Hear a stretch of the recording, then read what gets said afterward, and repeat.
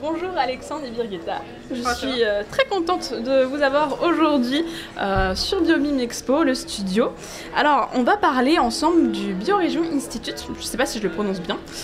Donc, c'est votre entreprise de recherche qui est basée en Norvège. Alors, j'aimerais bien, pour commencer, une question très simple. Qu'est-ce que c'est Biorégion Institute exactement? Qu'est-ce que vous faites? Et pourquoi la Norvège? Là, on est à Marseille, c'est un peu excentrique de vous trouver là, en fait. Merci déjà pour l'invitation. Bonjour Lola, bonjour à tous, toutes. Donc en fait, l'Institut de Biorégion est né de manière très simple. Peut-être je dois faire un pas de côté pour vous expliquer comment on en est arrivé là. En fait, nous sommes designers. Moi, je suis français. Birgitta, tu es américano-suédoise. Et on a eu une résidence d'art en Norvège, sur la côte ouest, et on était en route pour aller s'installer aux États-Unis. On a découvert une région qui était bienveillante. On est passé de Paris au bord d'un fjord dans un village de 2000 habitants. Donc on a découvert vraiment, on a été en contact avec des écosystèmes très forts, avec une belle nature, et on a décidé de s'installer là. Donc ça, c'est pour l'histoire personnelle, ce qui nous a ancrés dans le territoire. Ensuite, on a bougé sur la région de Bergen, qui est la deuxième ville de Norvège, sur la côte ouest. Et je vous invite à y venir, il fait très beau, souvent, il pleut beaucoup. Et on a créé l'Institut de Biorégion là-bas parce qu'en y étant depuis plus de 22 ans, en tant que designer, on a créé un centre de design où on a créé une ressource en matériothèque. On a créé une matériothèque, la plus grosse de Norvège à l'époque en 2005, avec l'Innovatech d'ailleurs en France, qu'on représentait sur les pays nordiques. Donc on s'est constitué à un point de vue sur les matériaux innovants. Et au début, on en avait plus de 2-3 000, mais beaucoup étaient sourcés fossiles. Et en fait, on a commencé à se construire un point de vue, un agenda, et à en fait confronter nos chaînes de valeur et nos filières avec les matériaux et le fait qu'ils soient bienfaisants. Et en fait, petit à petit, on a été de plus en plus sélectif pour arriver, comme tout le monde le sait, à des matériaux qui est pour l'instant pour nous le pylône de notre développement, des matériaux 100% bio-basés et qui sont aussi 100% biodégradables. Dans des conditions spécifiques. Parce qu'un matériau qui est 100% bio-basé n'est pas obligatoirement biodégradable, donc bienfaisant pour les écosystèmes. De la même manière qu'il y a aussi un paradoxe, il peut y avoir des matériaux qui sont fossiles basés et qui break down en matériaux bienfaisants. Ils sont assez rares, mais ça existe.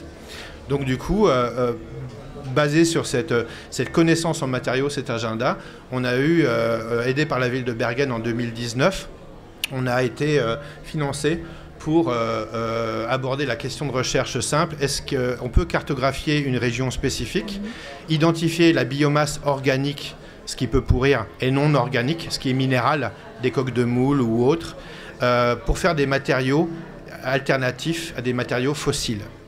Et c'est ce qu'on fait depuis 2019. Et alors, moi justement, je vais enchaîner, mais comment ça se passe à la transformation de ces matériaux? Est-ce que ça peut s'appliquer à tous les matériaux? Comment ça se passe d'un point de vue un peu plus technique? Donc en fait, les fondateurs de l'Institut de Biorégion, on a 500 mètres carrés à Bergen, on a embauché un biochimiste industriel, nous sommes à peu près 6-7 personnes, et les fondateurs sont designers et architectes. Pourquoi? Parce que l'impact carbone, au niveau de la chaîne de valeur et des matériaux, dans les produits, et en anglais consumer good, et l'architecture, c'est là où l'impact carbone est le plus grand. Donc en fait, ça nous rendait légitime, on voulait devenir faire partie de la solution plutôt que du problème. Donc du coup, c'est faire un pas de côté en se disant comment je peux développer mon propre laboratoire de recherche appliquée pour créer des matériaux bienfaisants pour les designers et pour les architectes. Notre chaîne de valeur, elle est simple. Elle est en 4 étapes. On cartographie la biomasse, on l'identifie, on la qualifie et la quantifie. On définit l'état de l'art, c'est-à-dire l'état d'excellence de ce matériau ou de la découverte ou de l'application de ce matériau. En général, les matériaux biosourcés sont multiples. Ça veut dire qu'il n'y a pas uniquement de l'algue, uniquement du cellulose, uniquement de la laine, mais c'est un polymère, c'est une association de matériaux ensemble. Donc on la cartographie. 2, on la modélise, c'est-à-dire que ça passe à travers le laboratoire où on teste les capacités mécaniques, chimiques du matériau. Donc on n'est pas dans la forme encore. 3, on le design. Donc là, on le prototype. On fait des formes simples, des prototypes, du contre-prototypage. pour, comme vous le verrez chez nous, des pots en laine, des panneaux isolants, des panneaux acoustiques, des matériaux constructifs, des mousses, etc. Et 3, on fait de la mise en échelle. Ça veut dire qu'une fois que l'idée est robuste, on trouve des investisseurs et on arrive sur le marché. Alors, on va parler aussi plus techniquement sur des modules qui ont déjà été mis en place par le Bioregion Institute. Donc il y a en fait à partir du moment où, alors si j'ai bien compris, on va revenir sur le mode de processus, mais en fait à partir du moment où il y a un potentiel projet qui peut être développé, vous créez la marque de ce projet. Aujourd'hui, il y a 2 marques qui ont été déposées, qui sont très intéressantes toutes les 2. La première s'appelle le Woolly Pot et la deuxième Bearmark, mais je suis pas sûre de bien le prononcer. Est-ce que tu peux nous en parler, Birgitta? Oui. Oui, effectivement, donc le scaling, ça veut dire quoi? Ça veut dire qu'on démarre une nouvelle entreprise, parce que Bioregion Institute, c'est non-profit. C'est-à-dire que voilà, on est... mais quand on voit qu'il y a un réel besoin sur le marché, par exemple pour Woolly Pot, il y a des millions de pots de plastique qui ne sont pas recyclés toutes les années. Et ça, c'est juste en Norvège, par exemple. Voilà, c'est impressionnant. Donc, on voit qu'il y a un besoin. Et du coup, on crée une nouvelle entreprise. Donc, en l'occurrence, ça, c'est Biospin Out 2, mais qui s'appelle Woolly.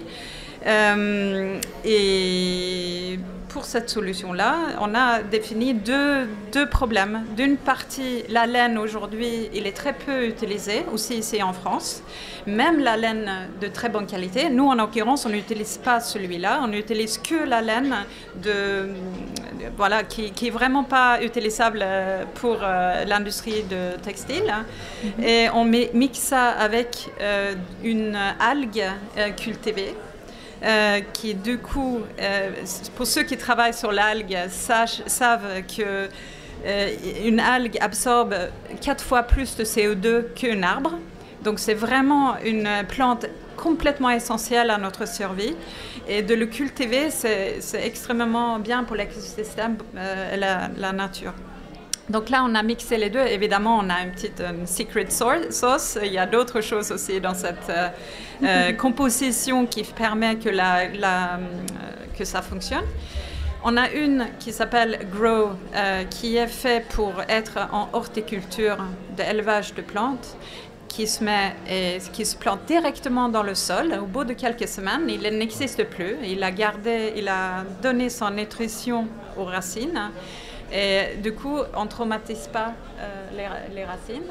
Oui, au contraire, ça les aide à grandir en fait. Voilà, c'est ça. Et on n'a pas à manager tout cet déchet de plastique en fait, qui n'est pas réutilisé parce que ça peut transmettre des maladies à d'autres plantes. Et puis on a fait, je parle aussi Woolly Slow, il est un peu plus épais, celui-ci on peut l'acheter maintenant. Oui, on commence une petite production de pilote. Et c'est pour l'intérieur, plus à l'intérieur. Vous pouvez voir sur le stand. Mais moi, ce que j'ai envie de dire, c'est qu'on ne va pas sauver le monde en produisant tout en Norvège et puis l'envoyer en France. Ce n'est pas du tout notre principe. Quand on fait la mise en échelle, on fait une production régionale, bio-régionale. Ça veut dire qu'on va produire ceci sur la Méditerranée avec une base sur Marseille, où on utilise la laine, le déchet de laine des Alpes, des moutons des Alpes, et nous on envoie juste le liant, tout ce qu'il faut pour pouvoir créer ces pots. Donc on cherche actuellement des partenaires industriels qui ont envie de faire cette mise en échelle chez nous, et on a déjà 2 pilotes. Le paysan urbain qui nous a donné les plantes, qui est sur notre stand, et puis une autre qui est un peu secret, mais qui va venir. Donc on aurait 2 pilotes pour commencer, et voilà. Donc voilà. Et on peut parler aussi peut-être du Bearmark rapidement, puisqu'il ne nous reste plus beaucoup de temps. Mais effectivement, alors le Bearmark, pour ceux qui sont en présentiel, vous le voyez juste ici. Alexandre est en train de vous le montrer. Peut-être, Birgitta, si tu peux nous en dire quelques mots. Qu'est-ce que c'est ? Donc ça, c'est notre premier start-up qu'on a fait. grâce à une acquisition innovante de la ville de Bergen et Oslo. En fait, c'est Tone, notre partenaire architecte, qui a, depuis le début de notre institut, elle était très frustrée qu'il n'y avait pas d'alternative au sol de plastique des terrains de jeu d'enfants. Parce qu'il y a des chimicaux qui sont très nocifs dans ces terrains de jeu et en plus, ça étale les microplastiques partout. Donc c'était vraiment son projet bébé et elle se demandait est-ce que je vais arriver, c'est quand même assez compliqué. Et maintenant on a en fait cette année livré 4 terrains de jeu en Norvège. Donc c'est fait avec du mycélium et là encore on va faire de la même chose. Le mycélium et toute la technique autour de ça, on va le livrer, mais le substrat, tout ce qui est que le mycélium mange, ça va être biorégional. Donc chez nous, c'est copeaux de bois, mais peut-être ici, ça peut être la paille de riz, ça peut être un autre déchet organique. Oui. Et du coup, ça fait comme une dalle qui qu'on teste continuellement. Et là, il a le plus haut, sécurité. Donc un enfant peut tomber de 3 mètres d'auteur sans se blesser avec ça. D'accord. Ouais. Et ce qui est intéressant justement dans toutes ces solutions, c'est que c'est des solutions qui sont forcément inspirées et clairement qui viennent directement du vivant, mais du coup, par conséquent, qui sont en constante évolution. C'est des produits qui s'adaptent à leur lieu d'importation, qui vont s'adapter aux conditions. Et donc ça, c'est un constant travail d'étude aussi par rapport à votre labo. Oui, parce que oui. On est vraiment, là où encore, on est aussi en recherche de partenaires industriels parce qu'on va faire une usine ici. Maintenant, on a démarré une usine chez nous pour livrer les premières...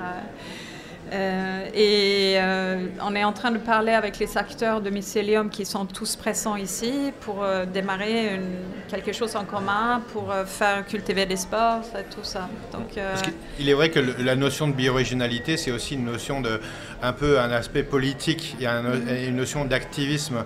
Lorsqu'on parle de business as usual, pour l'instant, c'est identifier une formule, trouver un outil de production efficace, essayer de trouver une raison, un endroit le moins cher pour la production et ensuite exporter ou importer. Et c'est pour ça qu'on a un problème parce que cette logistique-là et ce management de ressources-là, il détruit nos écosystèmes, on est tous conscients, c'est pour ça qu'on est là aujourd'hui. Là, la notion de bio-régionalité, c'est une notion vertueuse, un peu comme ces insectes qu'il faut aussi régénérer parce qu'on a perdu 90% de notre masse d'insectes, c'est un énorme problème. On parle de pollinérisation. Quand vous voyez quand des insectes pollinérisent un champ ou une forêt, ils ont un rayon d'action. Je pense que là, on a une notion de pollinérisation industrielle à la limite. Et juste trouver un rayon d'action en se disant sur la région Marseille, dans un rayon de 100, 200, 300 km, quelle biomasse avons-nous? Quels matériaux pouvons-nous faire? Et nous, on a la capacité avec notre biolab et les acteurs aussi qu'il y a ici, de générer sur site une intelligence collective où on fait des matériaux pour construire les maisons, les écoles, les espaces communs dont on a tous besoin et envie. Oui. Merci beaucoup d'avoir été avec nous aujourd'hui à Biomime Expo au studio. Est-ce qu'il y a rapidement une question dans les publics?